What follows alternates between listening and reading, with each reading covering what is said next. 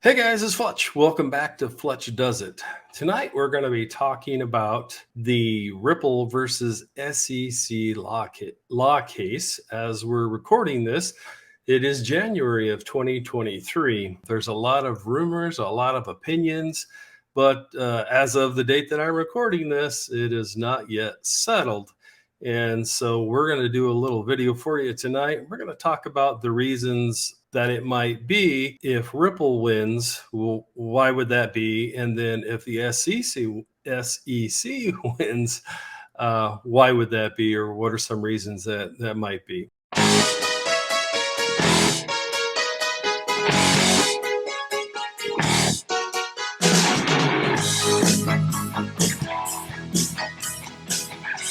All right, so let's go ahead and jump in here and talk about the reasons why Ripple might win. All right, the first is that Ripple has been in existence. Ripple, the company, has been in existence for 8 years and has been widely used as a medium of exchange similar to other cryptocurrencies. Guys, something that we as citizens of the good old, or me, right, and the people that I know in my sphere of influence, right, we tend to think that the world evolves around us, right? That, however, in the rest of the world, Ripple is kicking butt and taking names, right? Especially in the Asian Pacific area, Indonesia, places like that, Singapore.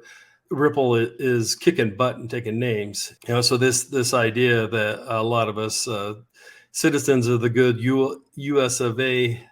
Tend to have, that nothing happens without us. Well, I'm sorry to tell you guys, that's simply not the case here. And, like I said, Ripple's been around for like 8 years. Nobody, I repeat, nobody has a better use case right now than what Ripple does. So something to keep in mind. Next is the SEC is yet to give a clear definition of what constitutes a security in the context of cryptocurrency. And guys, in my opinion, I think that a lot of this stuff is intentional. It's intended to create chaos in the space. It gets back to the old problem reaction solution, right? You artificially create a problem by not providing structure for the crypto space. People lose money, right? Because of all of the failures, FTX being the most recent.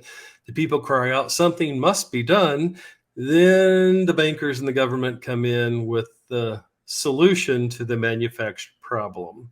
So something to keep in mind. Next, Ripple has argued that XRP is decentralized and not under the control of the company, which would mean that it is would not qualify as a security under the SEC regulations. Again, guys, Gary Gensler, I have seen him do many interviews, and when he's asked the question about what constitutes a security, he always starts out the same way. In my opinion, that's how you know he's lying, because he starts out by saying, well, it's clear, the law is clear, the Howey test this, the Howey test that. No, it's not, because the Howey test was done back in the early 1900s, and it was for a situation that evolved around an orange orchard and how they were being sold. And because of that, in that instance, that they were securities. Obviously, we need something new and up to date for the current times that we're in, and that specifically have to do with cryptocurrencies and how they work. But again, by not actually offering any clear definition of what constitutes a security and what doesn't in the cryptocurrency world, then the chaos is allowed to continue by design, in my opinion. XRP has been listed on various exchanges and used in various transactions for quite a while now, which would lead to indicate that it is being used as a currency and not as a security. Again, guys, I think it was Coinbase. It was on record with the SEC when they made the decision to list XRP on their exchange. They specifically asked the SEC if they considered XRP to be a security or not. And in my opinion, again, in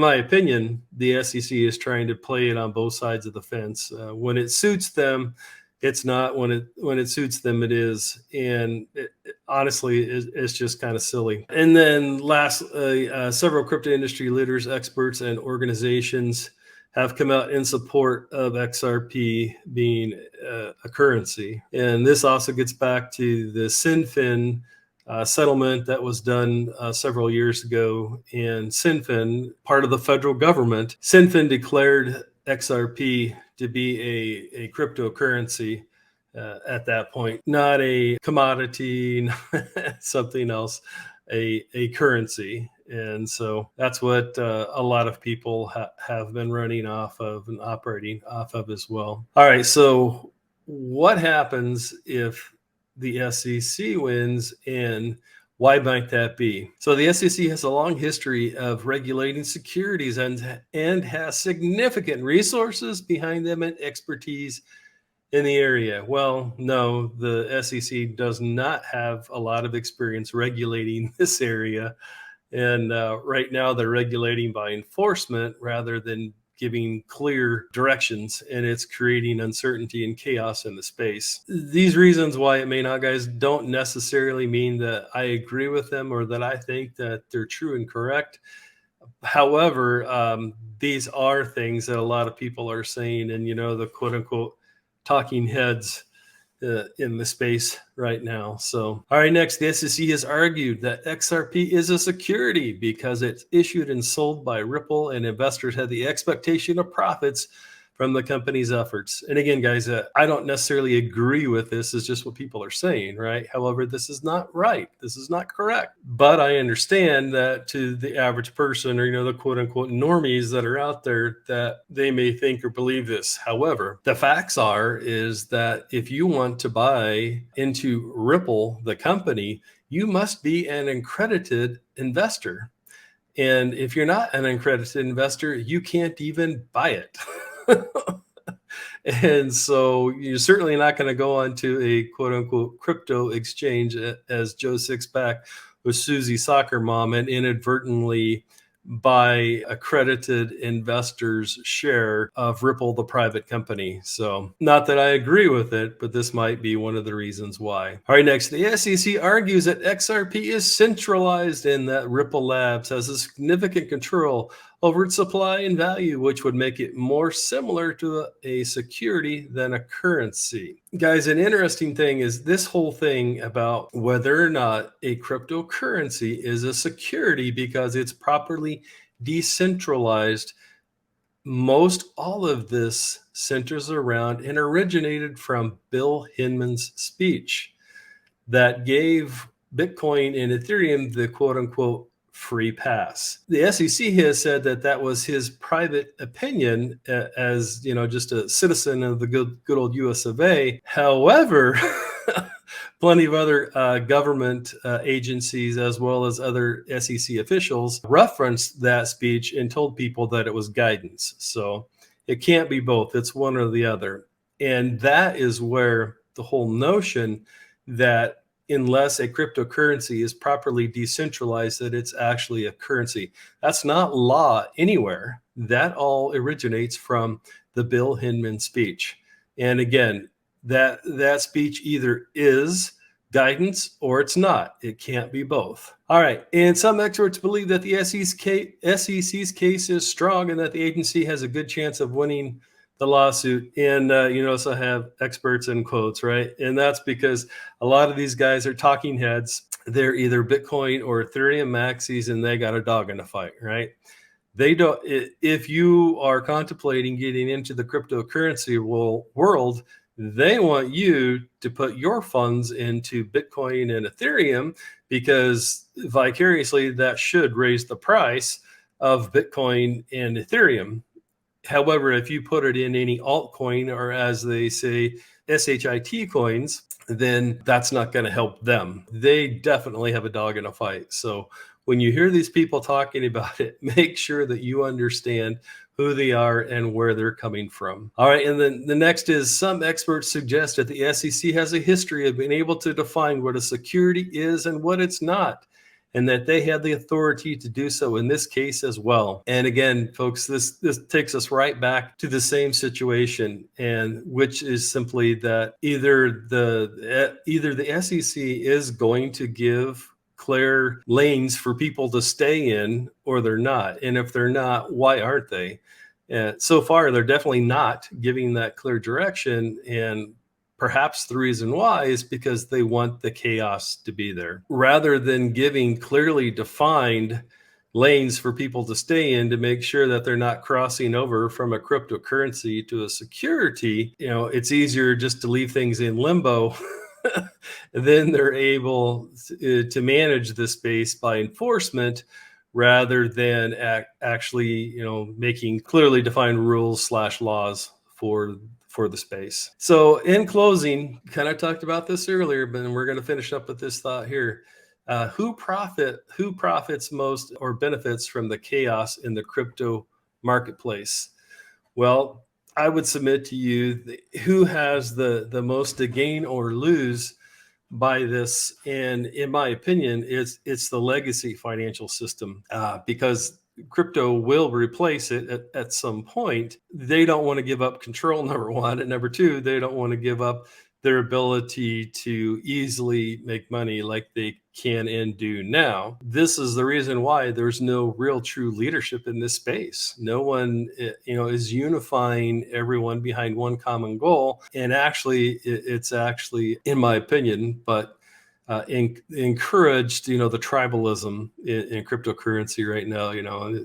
If you're for XRP or Bitcoin or Ethereum or whatever your favorite pet meme coin of the week is. Next is little to no enforcement against scammers. And guys, you can't tell me that in my opinion, you can't tell me, and you sure as hell can't convince me that Google can't stop people from posting all of these scams on YouTube videos about cryptocurrencies. And if you guys have ever watched a video, just look at the comment. It's obviously AI, right? Because someone will make a comment like, oh, how can I be sure that I'm making a good investment? And there's 50 replies, and all of those replies kind of funnel you to thinking or believing, whatever it is that the scammer is trying to sell you. I don't buy it for a minute. That creates chaos in the space, right? Because people are getting ripped off from that. And they tell their friends, relatives, whatever, it's like, oh, well, don't get mixed up in that, because it's not a good situation. And in my opinion, it's intentionally that way. And then lastly, there's still no legislation passed for crypto. And this gets back to the same thing with the SEC: regulation by enforcement versus enforcing, the clearly articulated laws and rules of the space. That still hasn't happened. And in my opinion, part of the reason why that is because this allows chaos, and the chaos allows the legacy system in place to do the old problem, reaction, solution. So the problem is that we allowed the chaos to reign in the space by regulating by enforcement, not giving clear directives, not having clearly defined laws or rules for the space.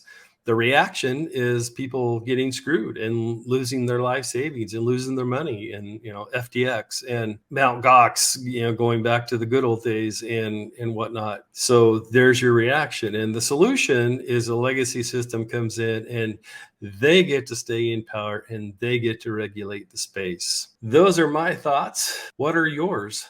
What do you guys think? So comment below and let me know what you think is going to happen, who you think is going to win, and why. Try to be a little articulate if you could, please. And, don't be, well, Bitcoin sucks or XRP sucks or whatever, Give us some facts and tell us why. Tell us why you think that way. Tell us why you believe that way. Yeah, we're just chilling out tonight. Got a nice little fire going on here in the homestead and the stove. And we thank you for joining us tonight.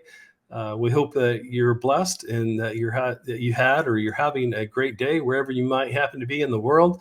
And until next time, we'll see you then.